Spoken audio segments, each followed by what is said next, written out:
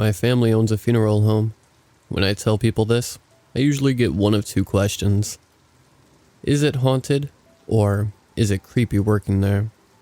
To the first question, no.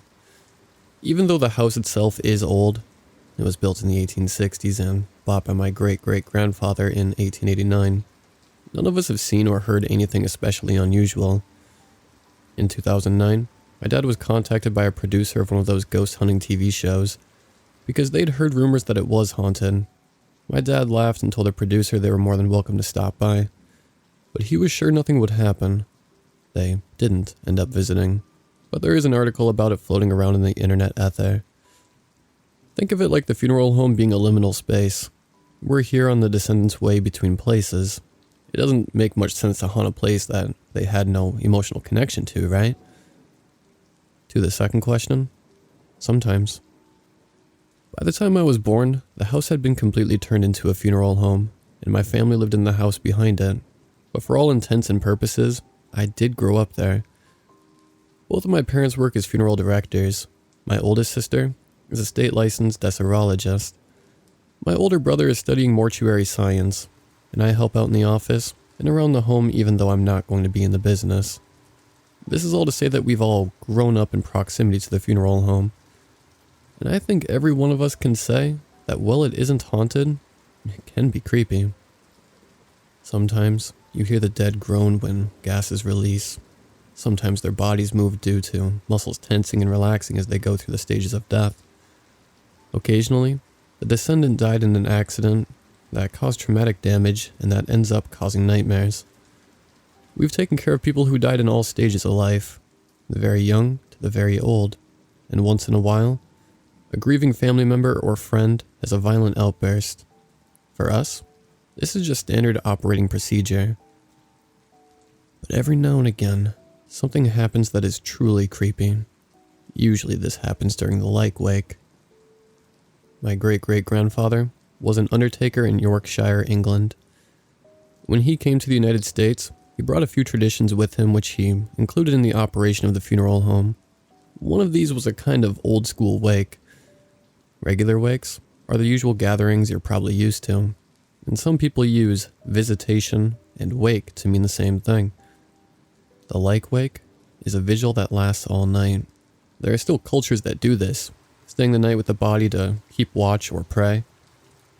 It's fallen out of fashion in modern times, but in my great-great-grandfather's will, he mandated that we should offer it as part of our services for as long as the funeral home continued to operate. I have no idea why he was so adamant on it, although one family store is said that he said something like, "The people who ask for it are the ones who need it the most. So we offer it.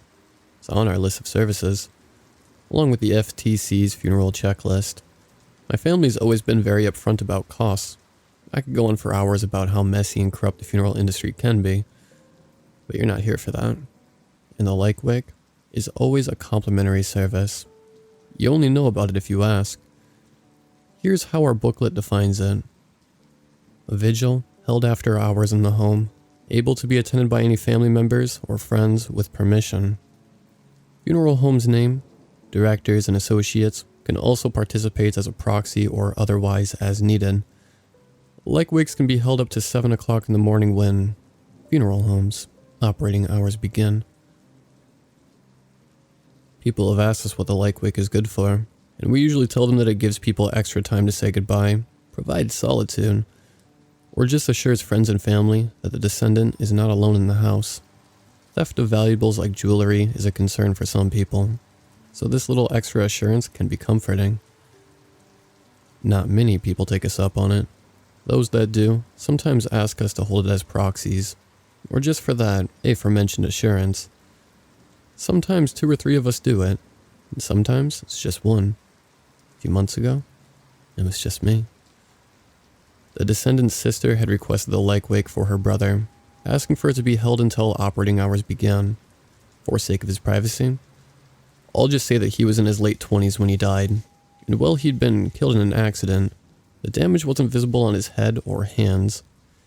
His sister said she'd had some pretty disturbing dreams since his death, where he was in the casket with his eyes closed, but his body was moving restlessly, She insisted she wasn't superstitious, but something about that dream worried her. We held the man's Lyke-Wake on the night between the visitation and the funeral itself. The last visitor left around 9:30 that evening, leaving just the descendant's parents and sister. Before they left together, his sister came up to me and my mom and asked if she could leave an envelope in her brother's casket and to place his cell phone in his pocket. She said she felt weird having it. We told her she was more than welcome to do so. It only took her about a minute, and when she came back, she pulled me aside. "If anything happens tonight, will you tell me when I come back in the morning?" she asked. I was confused, but I said I absolutely would. Honestly, people have asked me weirder things. The family left and my mom and I made all the preparations for the Lyke-Wake. It's not as ritualistic as it sounds. We light a candle in the same room as the casket, do some basic cleanup, and fill any requests the family might have. Most of the time, it's to play certain songs or leave a particular food or drink out for them. One family asked us to read letters out loud to the deceased, some of which were incredibly funny. In this man's case, we put a bottle of pale ale, 2 Twix bars, and a poetry anthology book on the table beside the casket. Once that was done, I settled on the couch in the office for the night while my mom went home. Our rules for the Lyke-Wake are pretty simple. I'd stay all night, catnapping if I had to, with alarms set every hour and a half, so I would get up and go into the viewing area to make sure the candle was still lit and everything was in its proper place. Honestly, a funeral home at night isn't as scary as you would think. I kept the lights on in the office and main hallway, and I'm so used to being in that house that very few noises alarm me. However, around 1 o'clock in the morning, I heard 2 loud knocks. Like someone banging their fist against the door. This Lyke-Wake didn't have any scheduled visitors, so we kept the front and back doors locked. That, and I couldn't actually discern where the knocking came from.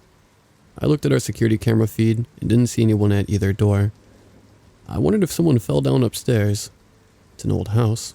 It happens. Went upstairs. Nothing. Everything was exactly where it should be. Then I came back down the stairs. I heard it again. It was just as loud and insistent, if not more so. Just 2 heavy knocks coming from nowhere. I'm not scared of the house, but I was scared of something. I went down the hallway and on a whim, looked back into the viewing area. Nothing was out of place there either, including the candle. For a few minutes I stood there, waiting for something to happen. It was quiet. Then 2 loud knocks from nowhere, followed by what sounded like every door in the house being knocked on twice. I mean front door, back door, side doors, office door, all the doors upstairs. I like to think I'm brave, but I absolutely did scream before running back into the office. I thought about calling my mom and dad, but something kept me from getting my phone. I don't know if I was just so scared I wasn't thinking straight or what, but I didn't contact anyone. It was quiet after that, and I spent most of the next hour and a half trying to logically reason out what would have caused the knocks. By the time I came to a conclusion, old house noises, my alarm went off to go check the viewing area at 2:30. Reluctantly, I went. The candle was lit. Everything was fine, except the man's cell phone was going off. In the amount of time I stood there, his phone never stopped vibrating for 10 minutes. It may have gone on for longer, but I didn't stay around to find out. The 4 o'clock check was quiet. I was messaging my friend on Discord by this point and said, "Thank God," at that. Then came the 5:30 check. Naturally, I was exhausted. I hadn't slept, and half the time between 4 and 5:30, I was all tense and waiting for that knocking to come back.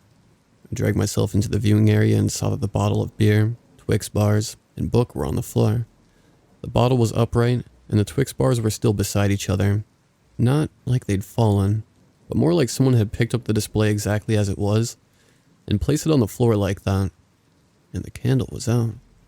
Don't ask me why, but the candle being out scared me more than the stuff on the floor. I turned around to go back to the office and get the lighter when I swear I saw the body in the casket sit up and look at me. It was totally dark except for the light in the hallway and the emergency exit lighting at the back of the room, but that was enough to make out the silhouette and the red light reflecting off his eyes. The thing is, my oldest sister put caps over his eyeballs and glued them shut to make sure they kept their shape and didn't sink. His eyes were wide open. I ran back to the office, faster than I've ever run in my life.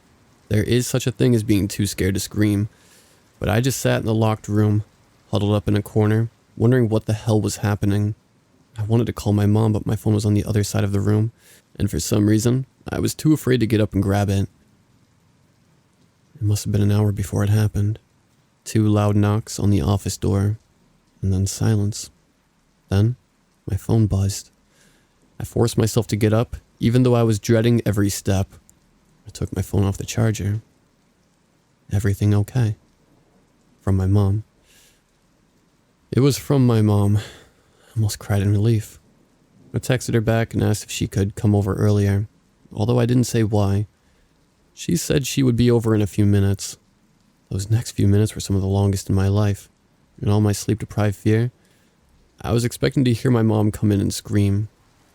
Instead, I heard her come in, heard the door handle jiggle, and then she texted me to ask why the office door was locked. I let her in and I cried and hugged her. I told her everything that happened, including the part about the candle going out and the body sitting up. She comforted me and then said, "But everything's fine in there." When I looked over her shoulder into the viewing area, I saw that the candle was lit and the bottle, Twix bars, and book were back on the table. My mom thought I might have had a nightmare, and in my desperation for things to make sense, I agreed with her. Even so, I sat in the office while she started all the opening procedures. She said I could go home, but honestly, I just wanted to be around her for a little while longer. At 8 o'clock, the family started coming in, including the descendant's sister. She saw me. I don't want to know what she thought. I was in a hoodie and sweatpants and looked absolutely frazzled, and waved me over. She asked how the night had gone, if anything had happened. I mentioned the knocking and the phone going off. Everything except the body sitting up. She immediately started crying. She didn't explain. Instead, she went into the viewing area for a few minutes and came back with the envelope and phone. Still crying, she held the envelope like it was the most precious thing in the world. Before he died, I got in a fight with him over something really stupid. She told me. I never got the chance to apologize. This is an apology letter, and I don't know why, but I felt like I had to write. At this, she opened the envelope, unfolded the letter, and showed me the bottom of it. "If you accept my apology, 1 knock for no, 2 knocks for yes." I can't describe how I felt at that moment. All that knocking, and those 2 knocks at the end of the night. Then, she showed me the call history on his phone. There, enough times that she had to scroll down were calls from descendant's name, work. "This is actually my phone," she said. She started crying again, still scrolling through the calls. The day he died, he called me from his work phone. I was still mad at him, so I didn't pick up. When I called him back, he didn't answer. The thing is, after everything that happened, his sister seemed relieved rather than scared, and thanked me for staying with him. After that, I went home and thought about what my great-great-grandfather said, that the people who ask for Lyke-Wakes are the ones who need it the most. They need more closure than a regular funeral can provide.